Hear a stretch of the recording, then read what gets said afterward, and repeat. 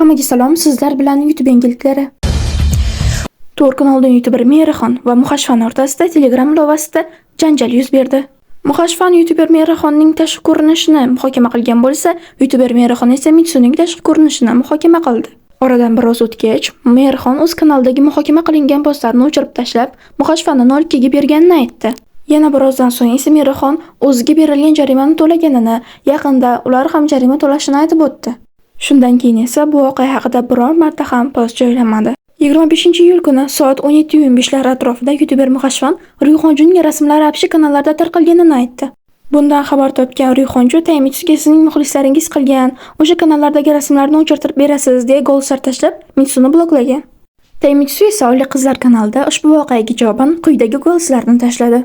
Taymitsuning aytishi bo'yicha Ruyxonjuning rasmlarini girllar tarqatmagan. Uni Ruyxonjular o'zi birorta yigit bilan tanishib olgan bo'lsa, Ruyxonjuning rasmini berib yuborgan. Ushbu golslar tashlangandan oradan bir kun o'tib, Taymitsuning sun'iy intellektda yasalgan rasmlari boshqa bir apshi kanalda tarqaldi. Xonjus Ego kanalida o'sha skrinshotlar tashlangan va buni karma deb atashgan. Ko'pchilikning aytishicha, buni Ruyxonjuning muxlislari qaytar dunyo qilamiz degan maqsadda tarqatgan. Bunga javoban esa Mitsu ushbu golslarni tashladi. Ular bilib karma qilsa bo'lmasmi? O'ziga qaytarsa hozir men kanalga chiqib, "Xo'p, sizlar oxirat bor" deb o'ylashmoqda hozir. Biznes qilamiz. Mana Mitsu qilib bo'ladi. Asosan kuldim men sanani qilgan ishga, kuldim, yo'q kuldim. Короче, men bu kanalda egasini topdim. Shu tashabburat yordamida egasini topdim. Yozib qo'ydim. Onlayn bo'ldi. O'sha apshechimga qo'rqinchli narsa emas. Qo'rqadigan odamlar allaqachon qo'rqib yurib, aktivalik bo'ldi. Eshitganingizdek, Mitsuda hech qanday qo'rquv yo'qligi aytilmoqda. Agar Mitsu rasm tarqatmoqchi bo'lsa, uni 150 mingtalik apshi kanallarda tarqatishini aytgan.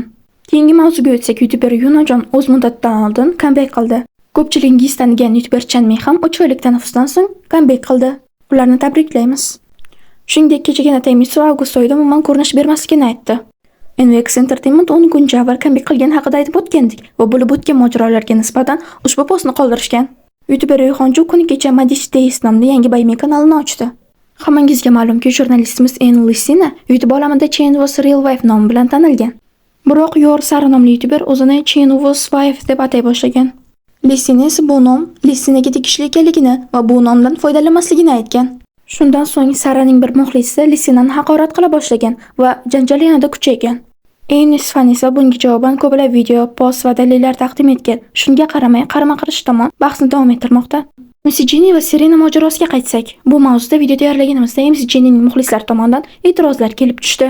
Ular Serenani kanal Serena yutgandan keyin ham uning hashtagidan foydalanganligi haqida shikoyat qilishmoqda va Serena pul so'raganligi uchun ularni tanqid qilishyapti.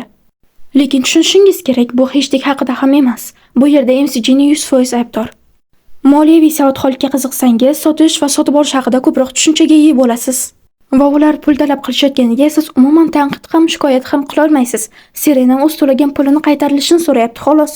Bu ish bo'yicha yana bir ma'lumot topdik. Aytib o'tganimizdek, Serena MC Jenny ustidan ariza yozgandi.